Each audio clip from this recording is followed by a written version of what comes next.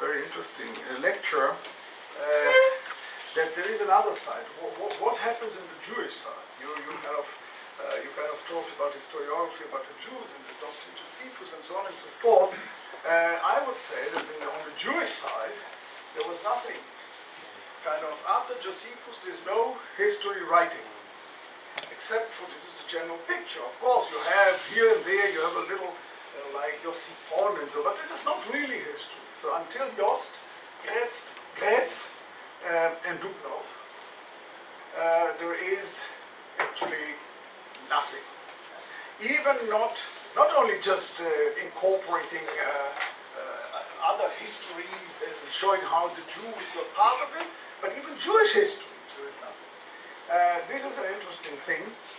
Even, for instance, the rabbis who wrote so much, no history can be found among their writings. So this is just. Also, I would say there are some other trends. If you talk about the time of George III, and if I think of the oratorios of Handel, they are taken from the Bible, not from Josephus. Josephus is not non-existent, and they were very popular and so on.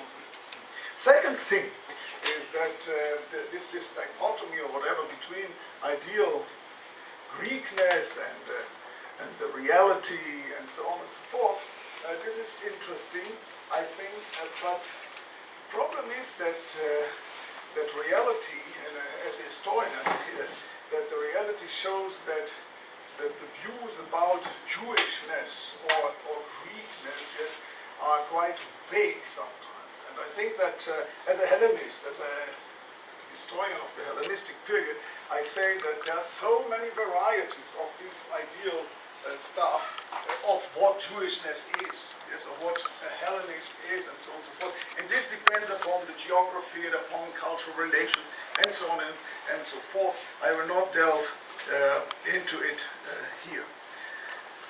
I would like to just comment on the problem of that was raised here of influence or not. I think this is the subject of this conference, and I would like to say that what Radi himself actually said, that similarities do not point necessarily to influences. I don't want to go into Levi-Strauss and these people, yes, who say that these things are independently kind of developing in the same historical situations and so on and so forth. This might be the case. I think Levi-Strauss may be right in this proximity of two cultures. And they were kind of close, I think. Proximity of two cultures, as we know from Hellenistic Palestine and elsewhere, cannot be taken really always seriously. And I just come back from a conference in Bochum on this problem of language. This was apropos the book of my colleague from Tel Aviv University, Andrei, and myself, on the Zweierlei diaspora. And we actually showed that the whole conference was about that there are barriers, and even in very kind of in a closeness, in situations of proximity, the barriers can be very, very, very heavy, I think, on any possibility of influences. And I think that, as we have shown there, language, for instance, and here you have a problem, I think. You have a problem that these spoke Hebrew and the others spoke Greek.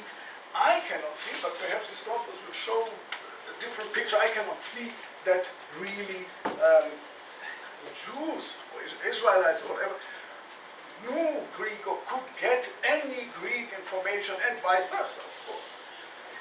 We have shown that in the case of, there are two networks in the Hellenistic period.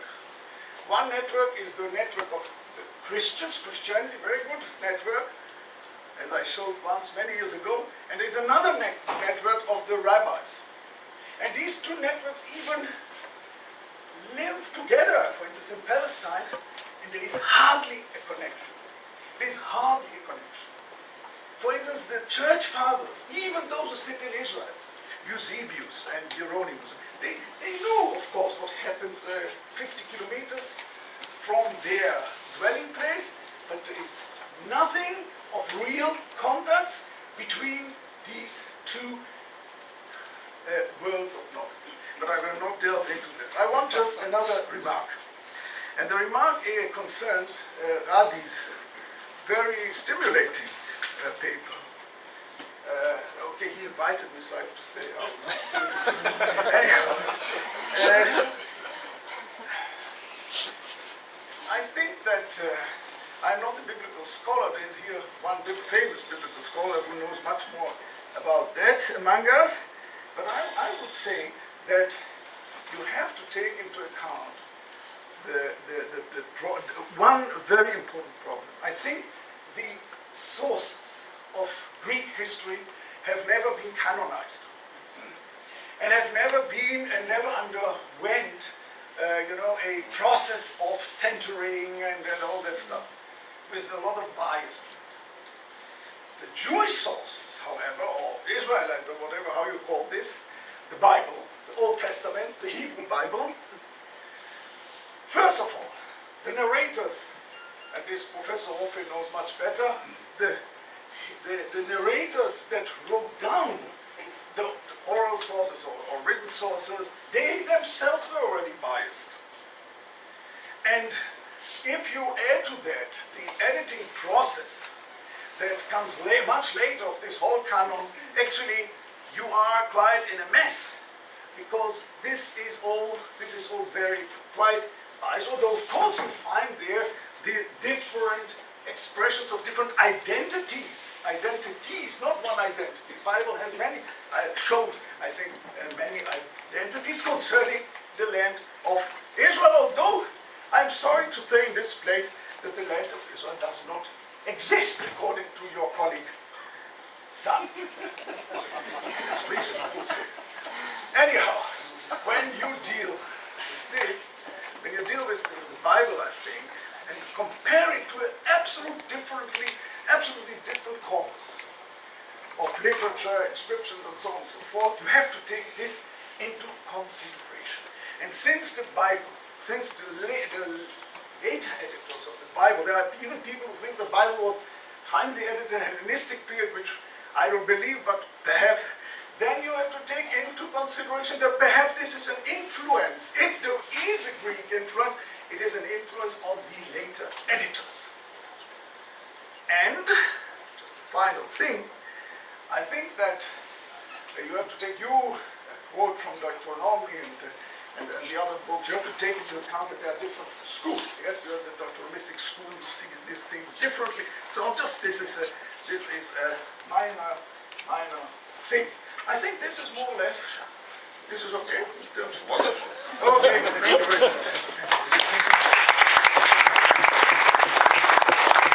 Well, so now we have about 40 minutes, I suppose. Martin, am I correct? 40 minutes for an open discussion, and the instructions of the organizers are as follows.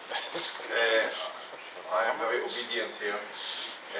Unusually obedient, I would say.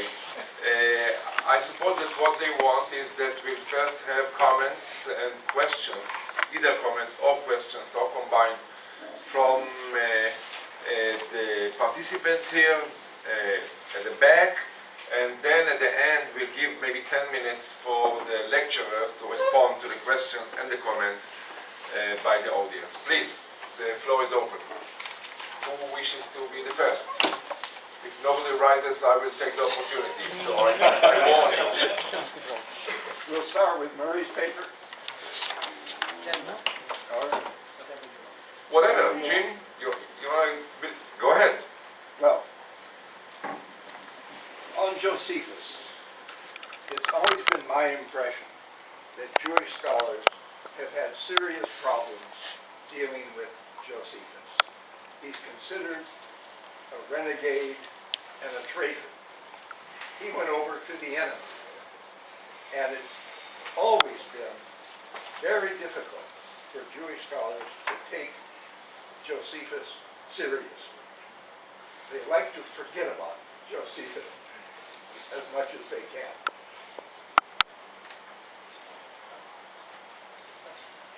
Konrad?